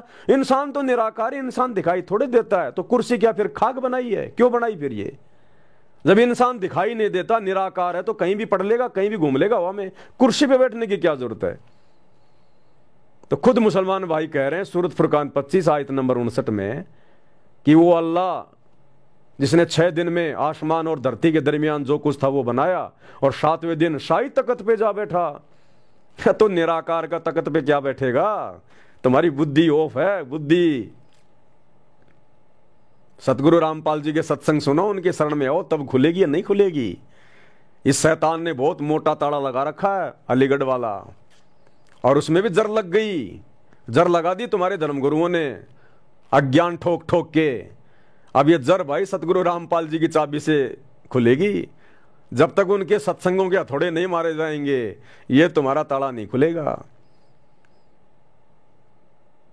अरे इस संसार में जितने आचार्य, शंकराचार्य, धर्मगुरु, मुल्ला, मौलवी, काजी, पोप, पादरी, पाठी है ना, अरे उनसे लाखों गुना उत्तम ज्ञान तो सतगुरु रामपाल जी के छोटे छोटे भक्तों को है, छोटे छोटे भक्तों को। चारों शंकराचार्यों को एक साइड में बिठा दो, और सतगुरु रामपाल जी के एक भगत को, जिसको 5-10 साल हो गए नाम लिए हुए, उसको एक तरफ बिठा दो। शास्त्रों के आधार से, ज्ञान के आधार से, तर्क वितर्क के आधार से वो चारों शंकराचार्य मुंह की खाके जाएंगे। अरे शंकराचार्य तो छोड़ो, अगर ब्रह्मा, विष्णु, महेश अगर खुद भी आ जाए ज्ञान चर्चा करने, तो सतगुरु रामपाल जी के भक्तों के आगे मुंह की खाके जाएंगे वो। तो कहां भूले भटके हो, कहां बैठे हो भाइयों, हिंदू, मुस्लिम, सिख, ईसाइयों? आ जाओ शरण में परमात्मा के। समय बहुत थोड़ा बचा है, बाद में फिर नाक रगड़ रगड़ के आओगे, और जो जितना लेट आएगा उसकी सुनवाई उतनी लेट होगी। जो जितना लेट आएगा उसकी सुनवाई उतनी लेट होगी। फिर ये ऑफर थोड़े समय के लिए है, विचार कर लेना, ये मनुष्य शरीर क्यों मिला है, ये गधे, कुत्ते, सुअर, इनको देख के विचार कर लेना। तुम जो ये काट रहे हो ना, ये आत्माएं सुनी नहीं है, इनका रखवाड़ा अल्लाह है। ये उस अल्लाह के शरीर से पैदा हुई है ये आत्मा। उस अल्लाह ने अपने शब्द से आत्माएं पैदा की हैं, ये सुनी नहीं है। तुम इनको सोना समझ के काट रहे हो ना कि इनका रखवाड़ा कोई नहीं है। हिसाब देना पड़ेगा जब उसकी दरगाह में जाओगे। तुमने उस दरगाह का महल नहीं देखा, धर्मराज के तिल तिल का लेखा। कैसे बचोगे? क्या मुंह लेके जाओगे अपने परवरदिगार के सामने? उस दिन का भी थोड़ा विचार कर लो। अभी समय है, गुरुदेव के प्रवचन सुन लो, सत्संग सुन लो। तो क्या कह रहे हैं गुरुदेव? तेरा दे लिया, अब खरी आंख खोलनी पड़ेगी। लल्लो पत्तों का ज्ञान बतेरा दे लिया, अब खरी खरी कहूंगा। और इनको तो सहन कर गया उसका बेड़ा पार है। और जिसके अंदर दोष होगा वो या तो ठीक हो जाएगा ना छोड़ जाएगा इस विषय को। हमेशा की जरूरत भी नहीं है।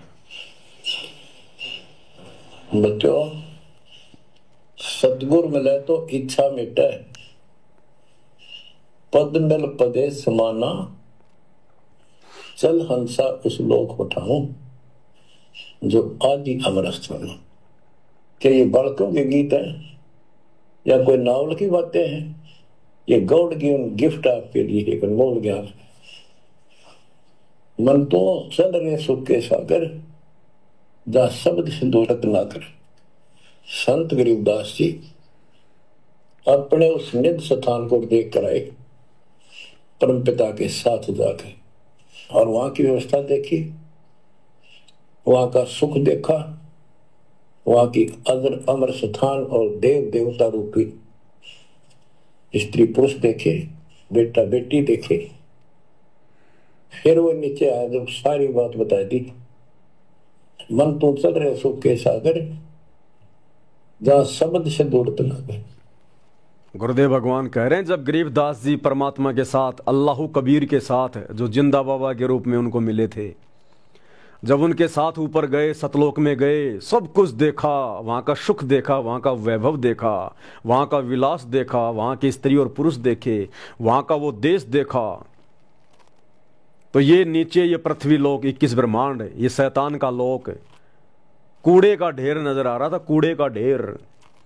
उसके बाद आके गरीबदास जी ने हम सभी को जगाया, चेताया कि भाइयों, किस कूड़े के ढेर में पड़े हो, गंदगी में पड़े हो, उस शतलोक में चलो, 7वें आसमान पर। रियल में वो है जन्नत, असली स्वर्ग तो वो है परमात्मा का सतलोक, सचखंड, जो यहां से 16 संकोश की दूरी पे है। इस शैतान के स्वर्ग, महास्वर्ग, बैकुंठ, जन्नत, ये कुछ नहीं है उसके आगे। ये तो हमें धोखे में रखता है, थोड़े बहुत समय के लिए जन्नत में रख लेगा, स्वर्ग में रख लेगा, फिर नीचे वापस डाल देगा जब हमारी भक्ति खत्म होगी दान पुण्य वाली, फिर नीचे डाल देगा, गधा कुत्ता सुअर बना देगा। ये प्रोसीजर सदा से चलती रहती है इसकी, कि सतलोक में चलो, वहां के ठाठ बाट, वहां के सुख, ऐसा ही वहां हमारा शरीर है, लेकिन वहां पर तेजोमय शरीर है, नूरी शरीर है। यहां तो हार्ड मांस का शरीर है, टट्टी, पेशाब, लार, थूक, मांस, पता नहीं क्या क्या भरा पड़ा है इसमें। कोई कुत्ता रोड पे मरा हुआ देखा होगा, वही सब कुछ इस शरीर में भरा हुआ है। वहां एक तत्व का शरीर है, नूरी शरीर है, पारदर्शी शरीर है। वहां कोई टट्टी पेशाब नहीं होता। वहां की धरती नूर की है, मिट्टी नहीं है यहाँ की तरह। वहां आंधी नहीं आती, तूफान नहीं आते, आंखों में वहां पर मिट्टी नहीं होती, शरीर में वहां पे मिट्टी नहीं लगती, मैल नहीं लगता।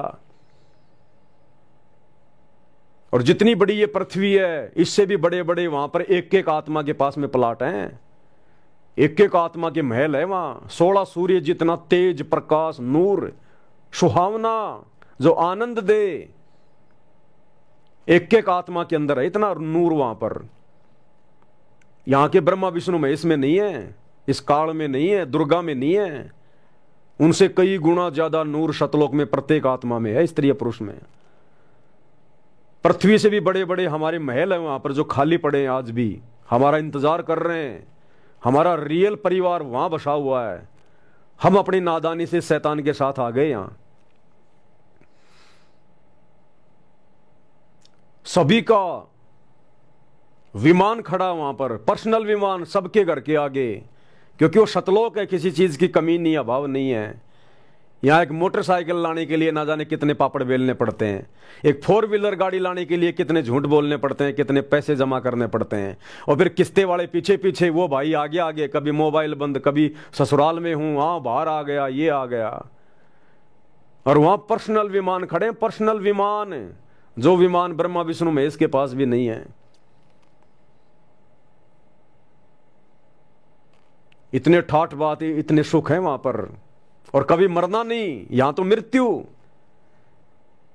कब यहां कोई रोग घेर ले, हॉस्पिटल में सड़ना पड़े, वहां कोई रोग नहीं, कोई दुख नहीं, कोई मृत्यु नहीं, सदा सदा का जीवन, अखंड जीवन, अविनाशी शरीर, किसी चीज का भाव नहीं, कोई काम धंधा नहीं करना पड़ता। या तो सुबह निकलो, सारा दिन काम धंधा पीटो, रात को 12 बजे उसी सोच में पड़े रहो, कल ये करना है, परसों ये करना है, इसको लेना है, उसका देना है। वहां कुछ नहीं, ना लेना ना देना। अपने बाप सच्चे अल्लाह, कबीर भगवान, सतगुरु रामपाल जी के भंडार से खाएंगे वहां। जिस प्रकार किसी सेठ का, किसी धनी का छोटा बच्चा, 8-10 साल का बच्चा, उसको कोई चिंता नहीं होती खाने पीने कमाने की, कोई टेंशन नहीं होती, अपने बाप की गाड़ियों में घूमता है, ऐश करता है। ऐसे ही सतलोक में हम सब अपने परमपिता परमेश्वर, कबीर अल्लाह, सतगुरु रामपाल जी भगवान की पनाह में, उन्हीं के आशीर्वाद से, उसी के भंडार से सब कुछ खाएंगे, सब कुछ मिलेगा।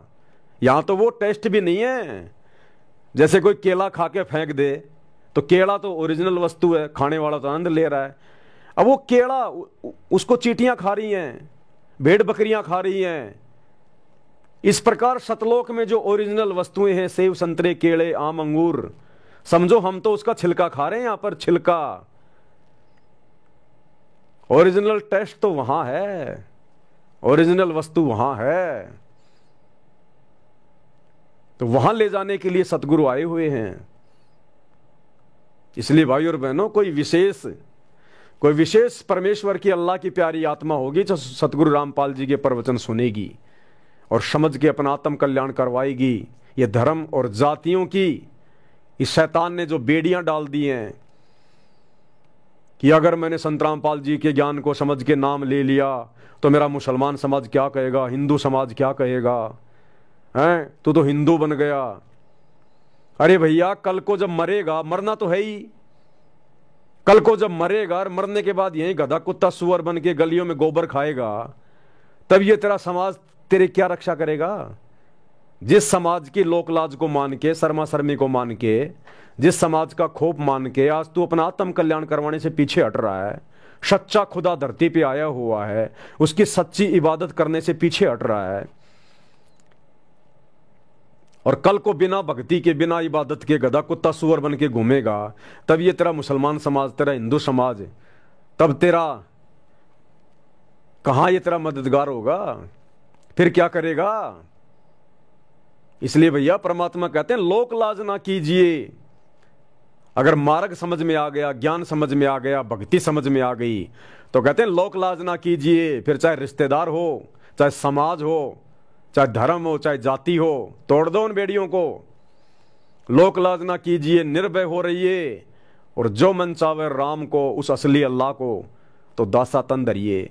प्यार प्रेम के साथ में अपनी भक्ति करो, फिर वो अल्लाह साथ हो जाएगा, सतगुरु रामपाल जी भगवान। वो समाज कुछ नहीं कर पाएगा, कुछ भी, वरना फिर अल्लाह की जरूरत क्या, फिर भक्ति की जरूरत क्या। फिर अपने हाथों पे रखेगा वो सच्चा मुर्शीद बाखबर सतगुरु रामपाल जी। वो है बड़ा भगवान, रहम दिल अल्लाह, सच्चा इबादई कबीरा। ये है वो अल्लाह जो तुम कहते हो दिखाई नहीं देता, धरती पे नहीं आता। 8 सितंबर 1951 से धरती पे पैर गाड़ रखे हैं, और हर धर्म के मुल्ला मौलवियों ने, हर धर्म के ठेकेदारों ने उनके पैर उखाड़ने की लाख कोशिश कर ली। 2006 में करोथा कांड, 2014 में बरवाला कांड, बाढ़ भी बांका नहीं कर पा रहे, और उनका मार्ग, उनका पंथ निरंतर आगे बढ़ रहा है। और आने दो समय 2028 के आसपास का, पूरी दुनिया में, पूरे विश्व में केवल एक ही धर्म रहेगा, सतगुरु रामपाल जी का मानव धर्म। ये इंसानियत ही धर्म रहेगा, एक ही ज्ञान रहेगा पूरी दुनिया में, सतगुरु रामपाल जी का तत्व ज्ञान। और ये बाकी जितने भी धर्मों की जो पुस्तकें हैं ना, ये तौरात, जबूर, इंजिल, हदीसें, कुरान शरीफ, कुरान मजीद, चारों वेद, गीता, कुरान, पुराण, बाइबल, इनको लोग बोरियों में बांध बांध के मकान के किसी एक कोने में इनको रख देंगे कि कुछ नहीं है, भ्रमित करने वाली चीजें हैं ये। इनमें कंप्लीट अल्लाह की कंप्लीट जानकारी नहीं है, केवल शैतान तक जानने का मार्ग है इन पुस्तकों में। हर धर्म की हर पुस्तकों में केवल शैतान तक, चारों वेदों में केवल शैतान तक का ज्ञान, काल तक का ज्ञान है। जानकारी जरूर है उस अल्लाह की, लेकिन अल्लाह तक पहुंचने का मार्ग नहीं है। काल ने कह दिया भैया किसी तत्वदर्शी संत की खोज कर ले आगे के ज्ञान के लिए। उधर कुरान शरीफ आयत सूरत फुरकानी 25-52 से 59 में हजरत मोहम्मद को कह दिया उस शैतान ने कि किसी बाखबर से जा पूछ, मेरे बस की बात नहीं है। तो एक ही झंडा होगा, एक ही झंडे का मतलब सतगुरु रामपाल जी की ही संप्रभुता होगी पूरे विश्व पर। इन्हीं के आदेश से, इन्हीं के नियम से, इन्हीं की देख रेख में पूरा विश्व संचालित होगा। एकमात्र इन्हीं का तत्व ज्ञान होगा, एकमात्र यही परमेश्वर, यही अल्लाह रह जाएगा पूरे विश्व में, सतगुरु रामपाल जी।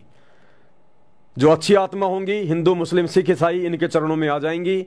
अन्यथा 2028 युग परिवर्तन, कट कट के मरेंगे, कट कट के। भविष्य मालिका में कह रखा है पूरे विश्व की जनसंख्या जो आज 8 अरब से ऊपर है, मात्र 64 करोड़ रह जाएगी। ये 4-5 साल के अंदर अंदर घास की तरह कटेंगे लोग, घास की तरह। देख रहे हो ना आज दुनिया की क्या हालत हो रही है। तीसरे विश्व युद्ध के मुहाने पे दुनिया खड़ी है, बारूद के ढेर पे दुनिया बैठी है। घमासान मचेगा। उस समय फिर मजबूरी में आओगे, नाक रगड़ रगड़ के आओगे, नहीं आओगे तो बेमौत मारे जाओगे। आपस में कट कट के मरोगे। ये शैतान मरवाएगा, ये काल मरवाएगा, इसका तो काम ही है। इसको रोजाना 1 लाख खाने पड़ते हैं। क्यों मर रहे हैं? किसी का बेटा मर रहा है, किसी की बेटी मर रही है, किसी का रिश्तेदार मर रहा है, कोई एक्सीडेंट में मर रहा है। क्यों मर रहे भाई? क्या जरूरी है इनको मरना? लेकिन इस शैतान को रोजाना 1 लाख खाने पड़ते हैं। ये नहीं देखता ये मुसलमान है, हिंदू है, सिख है, ईसाई है। इसको तो अपने भोजन से मतलब है। जिस प्रकार कोई कसाई होता है, वो जब बाड़े में जाता है और बाड़े में जाकर वो देखता है कि किस भेड़ में, किस बकरे में ज्यादा मांस है, पकड़ पकड़ के देखता है, और जिसको काटना होता है उसका पकड़ के कान ले जाता है। चाहे किसी का बेटा हो, चाहे किसी की बेटी, चाहे किसी की माँ, चाहे किसी का बाप, वो नहीं देखता, उसको तो काटने से मतलब है। तो ये शैतान, ये कसाई, ये डुप्लीकेट अल्लाह, इसको तो केवल रोजाना 1 लाख खाने पड़ते हैं। श्राप लगा हुआ है। सृष्टि रचना पढ़ लो, सतगुरु रामपाल जी के मुख कमल से पता चलेगा। तो भाई और बहनों, मौका है अभी, परमात्मा धरती पे प्रकट है। बाद में ये मौका नहीं मिलेगा, रह जाएंगे हम। तो भाई और बहनों, आज की वीडियो में हम केवल इतना ही लेंगे, क्योंकि अपनी भक्ति सबसे पहले है। ये परमात्मा का ज्ञान प्रचार करना, ये सब ठीक है, भगत का और दूसरा कोई काम नहीं होता। अपना रोजी रोटी, परमात्मा की भक्ति और मालिक का प्रचार। लेकिन भक्ति हमारे लिए सबसे पहले भक्ति है। भक्ति जो सतगुरुदेव ने हमें जो 3 समय की नमाज यानी आरती दे दी, सच्ची नमाज, सुमरण दे दिया, 5 यज्ञ दे दी, ये हमने करनी पड़ेंगी। जैसा उन्होंने कह रखा उतनी मात्रा में करनी पड़ेंगी। तो ये वीडियो वाडियो बनाने की श्रृंखला तो चलती रहेगी, चलती आई है। ना बनेंगे तो भी कोई बड़ी बात नहीं है। परमात्मा ने सब कुछ कह ही रखा, हम तो खाली इसको रिपीट कर रहे हैं, रिवीजन कर रहे हैं। तो अपनी भक्ति सबसे पहले है भैया। अगर दिन में 1 घंटा सुमरण करना है तो करना है, ज्यादा करेंगे तो बहुत अच्छी बात है।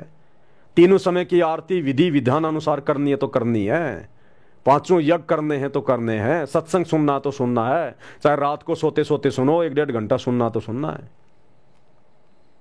तो ये हमारी डाइट है, क्योंकि हम सब बीमार हैं, जन्म मरण का रोग लगा हुआ है। गुरुदेव ने हमारे को ये मेडिसिन दी हुई है, तो हम खुद मेडिसिन खाएं नहीं और दुनिया को रोग कटवाने की शिक्षा देते रहें, वीडियो बनाते रहें, तो उससे क्या भला हो जाएगा? दुनिया का तो भला हो जाएगा, मेरा तो मर गया मठ। इसलिए भक्तों ने आगे अपने गुरुदेव का प्रचार भी करना है, सारे काम करने हैं, लेकिन साथ में खुद ने भी दवाई टाइम पे खानी है।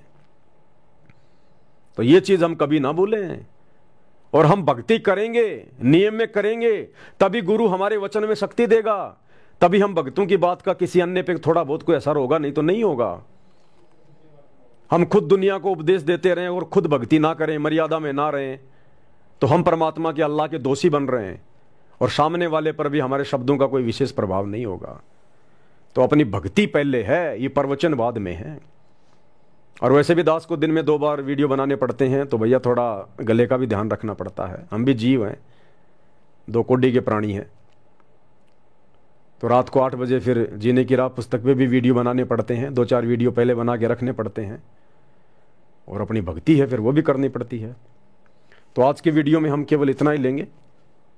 26 तारीख को सभी भाई बहन मुसलमान नहीं समझे ज्ञान कुरान इस पुस्तक के ऊपर लाइव जुड़े, और लाइव के बाद में जो वीडियो डाला जाएगा उस वीडियो को भी सभी भाई बहन ज़्यादा से ज़्यादा शेयर करें। ये हमारी सबसे बड़ी सेवा है, वर्तमान में सबसे बड़ी सेवा। हमारे खुद के भाई बहन सतलोक आश्रम वाले, वो तो गए काम से, वो तो भ्रमित हो गए। उनको तो काल ने अपनी गोद में बैठा लिया पूरी तरह से। उनको तो लड्डू जलेबी बर्फी के अलावा, समागमों के अलावा कुछ नहीं दिखाई दे रहा। आश्रम को साफ सुथरा रखना, लोगों को रिझाना, खुश करना, प्रसन्न करना, बस इनके अलावा उनका कोई धर्म नहीं है। वो भूल गए ज्ञान प्रचार करना, अपनी खुद की भक्ति करना, मर्यादाओं को भूल गए वो। तो उनका तो बेड़ा गर्क हो चुका है। परमात्मा ने उनको तो छोड़ दिया ढीले घोड़े, जाओ भाई बाढ़ में जाओ। अब तुम, आप और हम चंद आत्माएं सत्सेवक भाई बहन हैं। तो हमने सबसे पहले अपनी भक्ति, अपने गुरुदेव को प्रसन्न करना है, और उसके बाद भाई बहनों तक हमने संदेश देने हैं। तो दास की ड्यूटी है वीडियो बनाने की, आप लोगों की सेवा है इन वीडियो को ज़्यादा से ज़्यादा शेयर करने की।